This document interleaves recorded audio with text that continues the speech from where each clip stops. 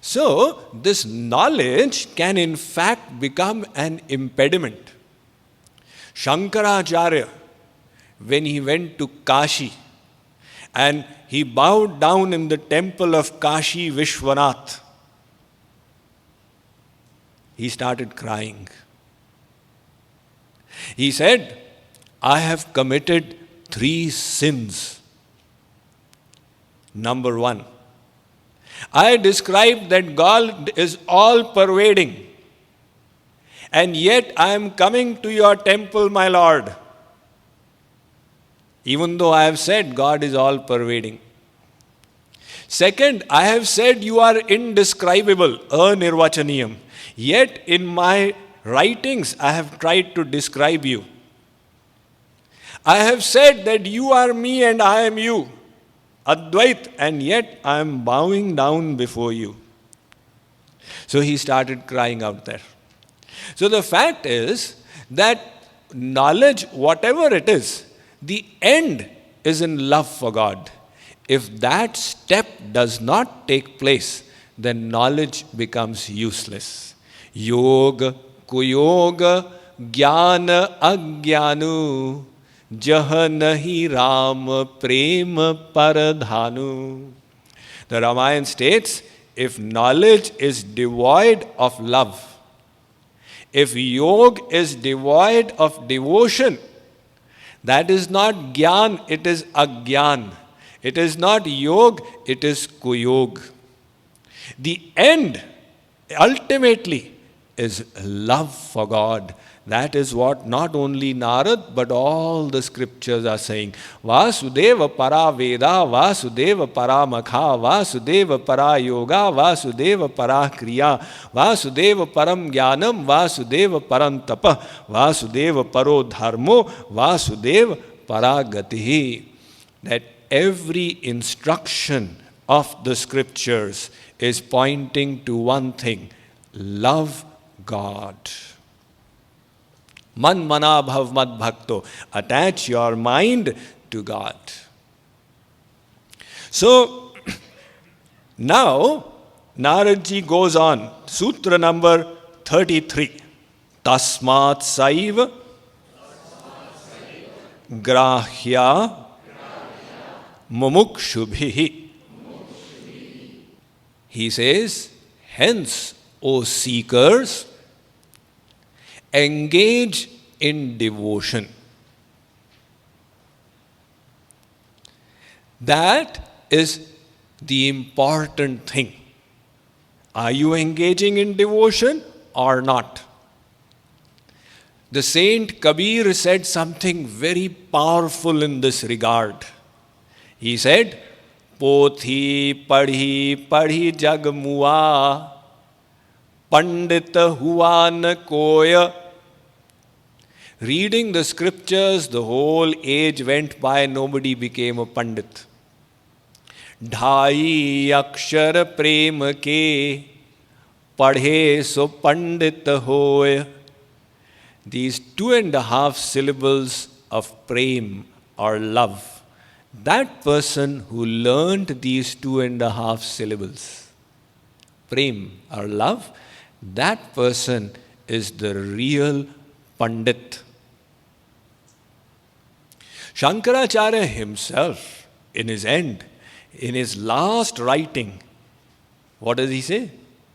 What is his last writing?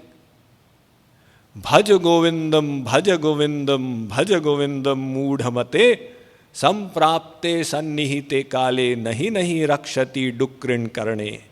O foolish mind, these rules of Vyakaran, of grammar, are not going to help you in your last moment. That is why spend your time in doing bhajan of Govind. So Naradji is now telling us, O souls, engage in devotion. Now, how to engage in devotion? Let's go on to the next sutra. 34. Tasyah sadhanani gayantyacharyah.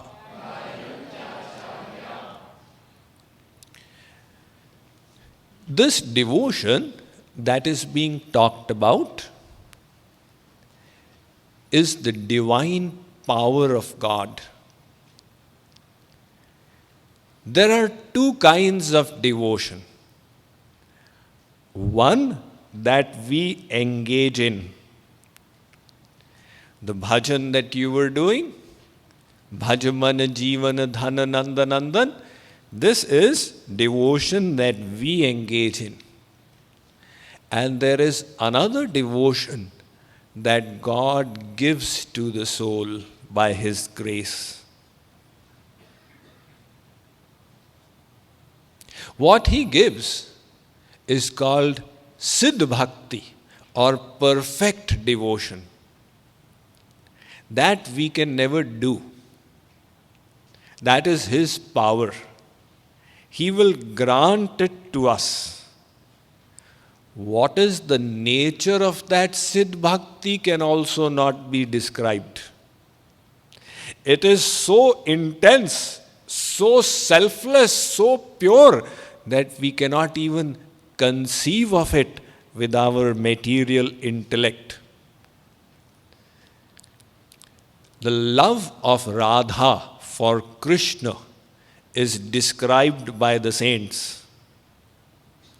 They say, Aurvasto mat katurapi katham durvaleno rasame tapah praudho harivirahajah sahyate tannajane nishkranta ched bhavati hridayadyasya dhumachhatapi brahmandanam sakhikulam jwalaya jajwaliti.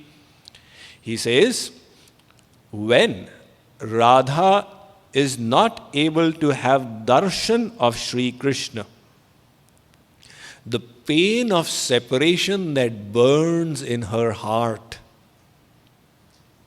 On top of any fire, there is a smoke. On top of the smoke is just a hazy line because of the temperature difference. That is called abhas. You cannot see it, but you can perceive. It's a little wavy. So the temperature of the fire is intense, much less is the temperature of the smoke. Even less is the temperature of the abhas. This Sukti Sudhakar states that the fire of separation that burns in the heart of Radharani when she is not able to see Sri Krishna is so immense that if the abhas on top of the smoke of that fire were to get out of her body, the whole universe would burn to ashes. That is the love she has for Krishna. But by the Yoga Maya power, she controls it and keeps it in her heart. The power required to keep it inside also we cannot imagine. So that gives us an idea of what divine love is. In the previous sutras, Narad ji had explained a little about it. That kind of divine love we cannot do. It's not humanly possible. It is given to God, the soul, by God and Guru.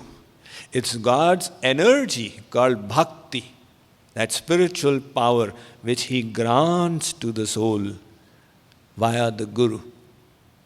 However, before He gives that divine power, from our side, we need to do our bit. And what is that? We need to prepare the vessel. Only when we have a vessel will we be able to receive those goods. If you go to your Guruji with a piece of paper and say, please put this burning ember into it, Guruji will say, I am willing to give it, but your hand will get burnt. Bring a proper vessel for this. Like there is a saying in Sanskrit literature, that the milk of a lioness will only remain in a golden vessel. I don't know how they got that saying, because I can't imagine anybody taking out milk from a lioness. But there is a saying that the milk of the lioness will only remain in a golden vessel. Similarly, you want divine love from God, you have to prepare your heart for it. Sri Aurobindo had said, you must make the temple of the heart clean if you wish to install therein the living presence. And in the Bible, in the Sermon of the Mount, Jesus Christ tells his followers, blessed are those who are pure at heart, for they shall see God. You have to purify your heart to make it a fit vessel to receive that immense power. Once one villager went to a sage who used to live in a cave by the mountainside. When he entered, it was all dark. He said, "O sage, how can I get para-bhakti, divine love?" The sage said, "Right now I can hardly see you, you can hardly see me. I have this lantern by the front of the cave. Can you please light it?" The villager found the lantern. He found that it was all wet, the tank below for the fuel. So the sage said, "Just empty this out and fill kerosene into it." He went, he emptied it out, he filled the kerosene. Now he took the matchsticks and he found that they were also wet. The sage said, "Can you dry them in the sun?" He dried them in the sun and he brought them. Now he tried, it would still not light. He said that these wicks, cotton wicks, are all burnt out. Put proper wicks out here. So he put proper wicks. Now he tried and it lit. So there was light in the cave. So he said, "Oh sage, my question." He said, Yes, what was the question you were asking?" "My question was, how will I get para-bhakti?" The sage said, "You have got the answer. Just like to have this light in this cave, you had to make all these preparations. Similarly, you want that power of divine love, you will have to make the preparations for it. You will have to cleanse the heart. So to cleanse the heart, we need to do sadhan bhakti, or devotion in the preparatory stage. That is what we are endeavoring to do out here in this 2.5-day retreat. You have come here to engage in devotion and undertake various activities for cleansing the heart of all the defects of anger, lust, greed, envy, illusion, hatred, and to engage in the various practices that will help you develop the vessel to receive the grace of God. So this retreat is a special opportunity for all of us to enhance our spirituality. Let us value it and utilize it to the maximum. Throughout the year, you are in a material environment where there are so many obstacles, disturbances, hindrances that are interfering with your enhancement of consciousness, even though you desire it. You wish to think of God, but then you even involuntarily you sit before the television and start watching CNBC and your whole devotion goes for a 6. You wish to engage in devotion, but the husband or wife desires that you go for a movie and you have to oblige. You wish to come for Swamiji's pravachan, but at the right time your relative lands up from India, what to do? There are so many problems in the world. Now, right now, you don't have any problem.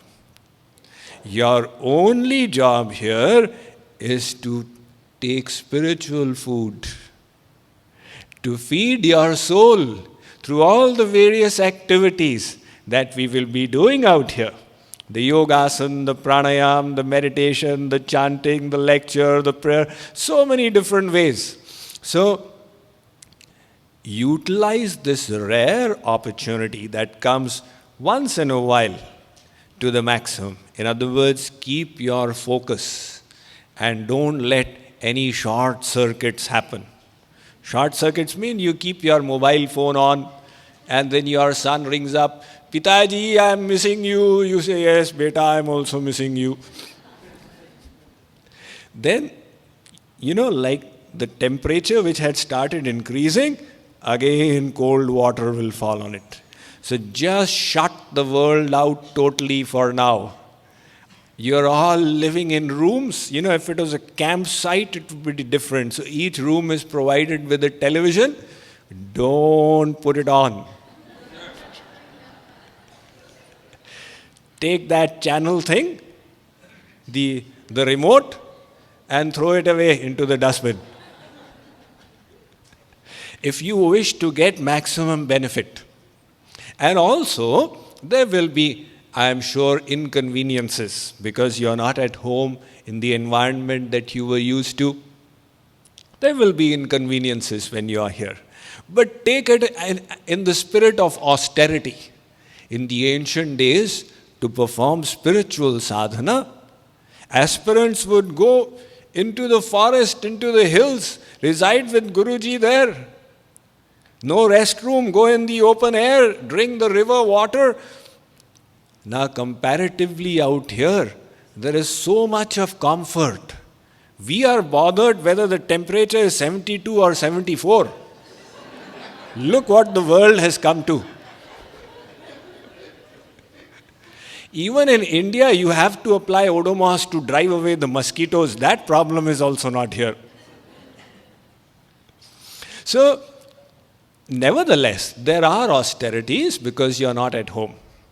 So, take it in that spirit, that whatever inconvenience is there, we will take it as an opportunity to discipline the mind, to deny the mind of the comforts that it desires. Then we will not let anything disturb us. Or somebody may say something to us, because when we are all in a group, somebody may just say, why did you push me? Don't let it disturb you for 2.5 days. Why did he say, why did he push me? In other words, ensure that your goal is in front of you. And my strong request is that your goal is just to enhance your spiritual consciousness. Earn as much as you can in these 2.5 days, in this rare opportunity you have got, and develop your spiritual power to such an extent that when you go back in the world, you will find yourself insulated. You will find yourself flying high. So, out here, we will be engaging in meditation, we'll discuss the theory, and we'll be chanting the wonderful glories of God. You just take it as it comes, go in the flow, and slowly you will start relishing the divine bliss of the soul.